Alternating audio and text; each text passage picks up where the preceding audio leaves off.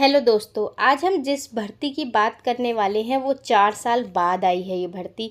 और जी हाँ, ये भर्ती किसी रहस्यमयी विभाग से निकली है, यानी कि ऐसा विभाग जिसको बहुत कम लोग जानते हैं। तो आज की वीडियो में हम लोग बात करेंगे कि कौन सा है ये विभाग जिससे ये वैकेंसी निकली है, महत्वपूर्ण डेट या डेडलाइंस कौन कौन सी हैं, योग्यता क्या है, एलिजिबिलिटी क्या क्या है, चयन की प्रक्रिया क्या होगी, यहाँ प्रोसेस क्या होगा, कैसे चयन किया जाएगा, वेतन और आयु सीमा क्या क्या है, और आवेदन कैसे कर सकते हो आप स्टेप बाय स्टेप बिना किसी गड़बड़ के। तो आज रेडी हो जाइए, बहुत ही इंपॉर्टेंट वैकेंसीज़ मैं लेकर आई हूँ आप लोगों के लिए।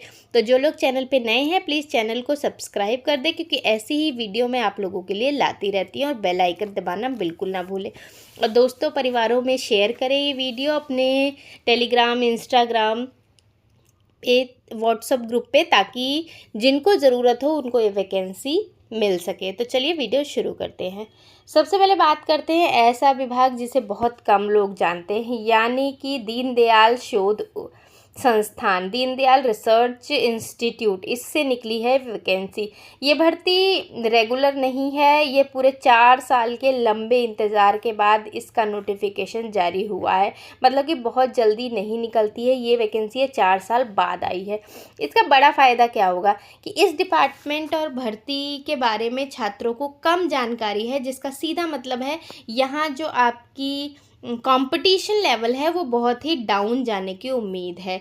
तो इसलिए ये विभाग बहुत ही कम लोग जानते हैं इसके बारे में। चलिए बात करते हैं डेडलाइंस की, कि ये मौका आपको हाथ से नहीं जाने देना है। तो आवेदन की स्थिति, इसकी प्रक्रिया शुरू हो चुकी है, फॉर्म भरे जा रहे हैं। अंतिम तिथि 14 जून की है, और आवेदन फॉर्म पहुंचने और फीस जमा करने दोनों के लिए। परीक्षा की तिथि अभी घोषित नहीं की गई है, जल्द ही इसकी तिथि भी घोषित कर दी जाएगी। आपकी आयु की गणना 14 जून के आधार पर ही यहाँ पर की जाएगी।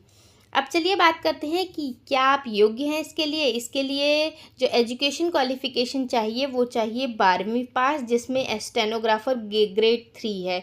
यहाँ पर 2 साल का अनुभव केवल वांछनीय है, अनिवार्य नहीं। मतलब कि ये कंपलसरी नहीं है, अगर हो तो वेल एंड गुड आपके लिए। बिना अनुभव के भी आप लोग अप्लाई कर सकते हो। नेक्स्ट है सामान्य ग्रेजुएट, नॉर्मल अगर आप ग्रेजुएशन कर रखा है तो उन आपके लिए भी ये भर्ती है असिस्टेंट के पद पर। किसी भी स्ट्रीम से आपको ग्रेजुएट होना चाहिए, आर्ट, कॉमर्स या साइंस। कंप्यूटर ग्रेजुएट की बात करें तो इसके लिए प्रोग्राम असिस्टेंट की भर्ती निकली है। ग्रेजुएशन की डिग्री कंप्यूटर फील्ड से संबंधित होनी चाहिए। अब बात करते हैं पदों के विश्लेषण की, और क्या आपका वेतनमान हो सकता है, इस पे बात करेंगे। तो पद है स्टेनोग्राफर ग्रेड 3, 12वीं पास इसकी योग्यता है। पे स्केल लेवल 4 का है, और 48,000 रुपये तक इसकी सैलरी हो सकती है। असिस्टेंट की बात करें तो ग्रेजुएशन होना चाहिए, लेवल 6 का ग्रेड पे है, और इसकी 60,000 तक सैलरी हो सकती है। और प्रोग्राम असिस्टेंट की बात करें तो कंप्यूटर ग्रेजुएट होना चाहिए, आपको कंप्यूटर भी आना चाहिए। लेवल 6 की यहाँ पर पे स्केल है, और लगभग 60,000 तक आपकी अनुमानित सैलरी हो सकती है। अब बात करते हैं एज लिमिट और एज क्राइटेरिया, जिसमें एज रिलैक्सेशन भी है। SC/ST के लिए 5 वर्ष की छूट दी गई है। नॉर्मल एज अगर बात करें तो 18 से 30 साल तक की एज है इसमें। 14 जून तक, जो ये 14 जून आएगा उस तक आपकी 30 साल एज होनी चाहिए। अगर OBC की बात करें तो 3 वर्ष की छूट है। PH के लिए 10 वर्ष की छूट है, और एक्स सर्विसमैन के लिए सेवा के वर्ष प्लस 3 वर्ष की अतिरिक्त छूट दी जाएगी। अब चले बात करें कि चयन कैसे किया जाएगा इसमें। तो स्किल टेस्ट होगा, इंटरव्यू भी होगा। सबसे पहले इसमें लिखित परीक्षा होगी, ये 100 मार्क्स के MCQ टेस्ट होगा यहाँ पर। इसके बाद जब लिखित परीक्षा पास कर लेंगे तो इसमें इंटरव्यू होगा आपका, और स्किल टेस्ट होगा। स्किल में अगर कंप्यूटर के रिगार्डिंग भरे हो तो कंप्यूटर का टेस्ट होगा। तो पहले चरण लिखित परीक्षा को पास करने वाले उम्मीदवारों को ही दूसरे चरण के योग्य माना जाएगा। अब बात करते हैं लिखित परीक्षा में पूछा क्या क्या जाएगा। तो इसमें इंग्लिश, मैथ्स, रीजनिंग, GK और आपकी पोस्ट से संबंधित क्वेश्चन पूछे जाएंगे। कुल समय 2 घंटे का होगा, मतलब 120 मिनट। नेगेटिव मार्किंग 1/4 होगी, मतलब हर गलत उत्तर पे 0.25 की कटौती की जाएगी। प्रश्नों की बात करें तो कुल प्रश्न 100 होंगे, और कुल अंक भी 100 होंगे। अब स्किल टेस्ट की बात करते हैं तो पद के अनुसार कैसे आपके एग्ज़ाम होंगे। तो यदि पद स्टेनोग्राफर का है तो शॉर्ट हैंड टेस्ट देना आपको बहुत ज़रूरी होगा। स्पीड में आपको 80 शब्द प्रति मिनट लिखना आना चाहिए, WPM के अकॉर्डिंग, वर्ड पर मिनट, 80 वर्ड पर मिनट। अब यहाँ पर यदि पद ग्रेजुएट स्तर का है, असिस्टेंट या प्रोग्राम असिस्टेंट का है तो टाइपिंग टेस्ट यहाँ आपको देना होगा। इसके साथ ही आपका इंटरव्यू भी लिया जाएगा इसके लिए। अब बात करते हैं आवेदन शुल्क की। तो जनरल, OBC और EWS के लिए 1000 रुपये का आवेदन शुल्क है और SC ST PWD के लिए 750 रुपये का आवेदन शुल्क है। ये फ़ीस केवल डिमांड ड्राफ्ट के ज़रिए ही जमा करनी होगी। यहाँ आपको ध्यान देने की ज़रूरत है कि मेल और फीमेल दोनों के लिए फ़ीस केवल उनकी कैटेगरी के अकॉर्डिंग यहाँ पर डिसाइड होगी। यहाँ पर मेल और फीमेल में कोई छूट नहीं दी गई है फ़ीस के लिए। अब बात करते हैं आवेदन आपको कैसे करना है, कैसे आप फॉर्म भर सकते हैं। तो सबसे पहले वेबसाइट से अपने विशिष्ट पोर्ट के अकॉर्डिंग सही एप्लीकेशन फॉर्म डाउनलोड करें। इसकी दीनदयाल उपाध्याय की वेबसाइट पे जाएंगे, इंस्टीट्यूट की वेबसाइट पे, वहाँ पे आपको ये वैकेंसी दिख जाएगी। उस पे फॉर्म को आपको डाउनलोड करना है, उस फॉर्म का आपको प्रिंट आउट निकलवा लेना है। फॉर्म को बहुत अच्छे से सावधानी से भरना है और अपनी रीसेंट पासपोर्ट साइज की फ़ोटो वहाँ पर जहाँ पे आपकी ज़रूरी है वहाँ पे पेस्ट कर देनी है।